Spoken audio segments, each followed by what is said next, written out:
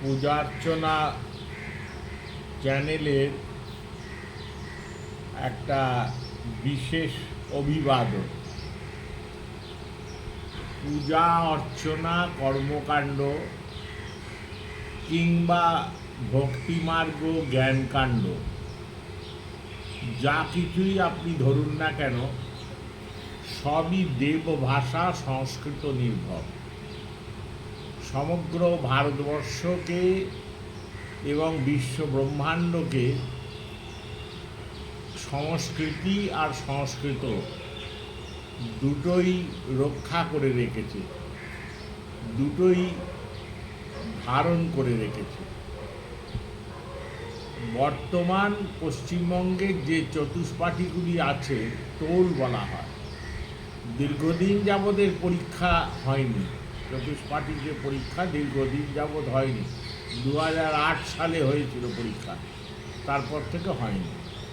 কিন্তু এর ভেতর একটা অত্যন্ত প্রশংসনীয় এবং অত্যন্ত বন্দনীয় কাজ কিন্তু ঘটে গেছে। সেটা 2014 সাল। পশ্চিমবঙ্গের বর্তমান মুখ্যমন্ত্রী মাননীয়া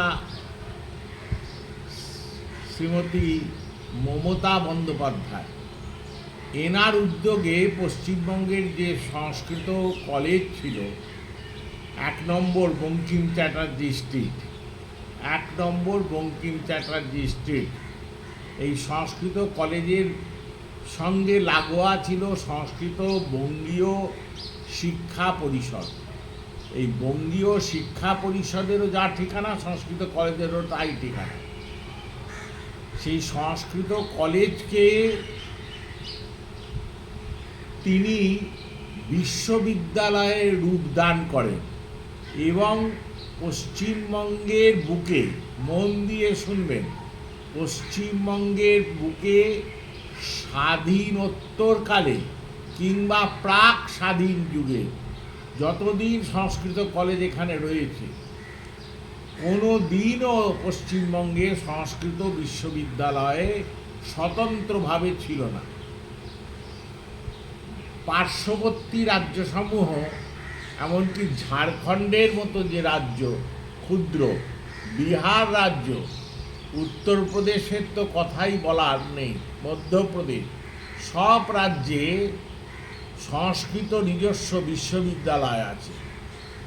কিন্তু পশ্চিমবঙ্গের এমন দুর্ভাগ্য যে পণ্ডিত প্রাতঃস্মরণীয় ঈশ্বরচন্দ্র বিদ্যাসাগর মহাশয় যখন এই কলেজের অধ্যক্ষতা করেছেন এবং ইংরেজ শাসনের সময় ইংরেজ বহু সাহেব এই কলেজের প্রিন্সিপাল ছিলেন, তারা থেকে শুরু করেও স্বাধীন ভারতবর্ষে 47 সালের পর থেকে 2026 সাল ভারত স্বাধীন হয়ে গেল, তার মধ্যে 2014 সাল অবধি ভারতবর্ষের স্বাধীনোত্তরকালেও পশ্চিমবঙ্গে কোনো প্রকার সংস্কৃত বিশ্ববিদ্যালয় ছিল না।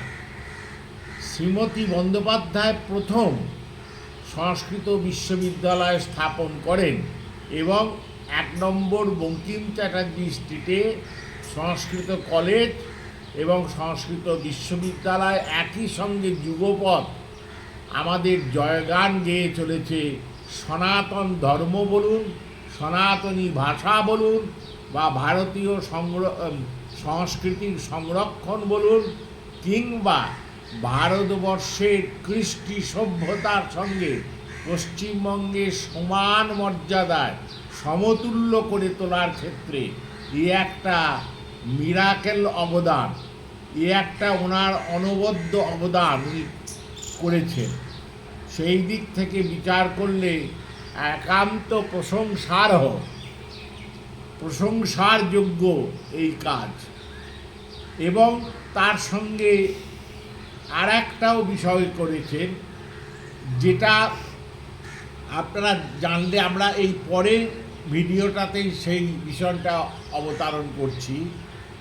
এইটাই শুধু এতদূর বললাম যে স্বাধীনতার আগের থেকে শুরু করে স্বাধীনতার পরবর্তী সময় অবধি সংস্কৃত কলেজের বয়স তো 50-60 বছর নয়, দীর্ঘ মেয়াদি বয়স এই কলেজের। এখানেতে অধ্যক্ষতা করে গেছেন বড় বড় হস্তি, বড় বড় জ্ঞানী পণ্ডিত লোক। এবং স্বাধীন ভারতবর্ষে পশ্চিমবঙ্গে অনেক রকম সরকার তৈরি হয়েছে, কোনো সরকার দৃষ্টিপাত করেননি যে পশ্চিমবঙ্গে একটি সংস্কৃত বিশ্ববিদ্যালয়ের প্রয়োজন আছে। এই মুখ্যমন্ত্রী তিনি একটি বিশেষ কমিটি দেওয়া প্রদত্ত রিপোর্টের ওপর ভিত্তি করে এবং ওনার নিজস্ব উদ্যোগ, রিপোর্টটা তো সাপোর্টিং ছিল ঠিকই, কিন্তু ওনার মনোজগতেও এইটা অনেক দিন ধরেই প্রথিত হয়েছিল। 2011 সালে উনি ক্ষমতাসীন হন এবং 2014 সালে সংস্কৃত বিশ্ববিদ্যালয় স্থাপন করার কথা ঘোষণা করেন এবং সংস্কৃত বিশ্ববিদ্যালয় স্থাপন হয়।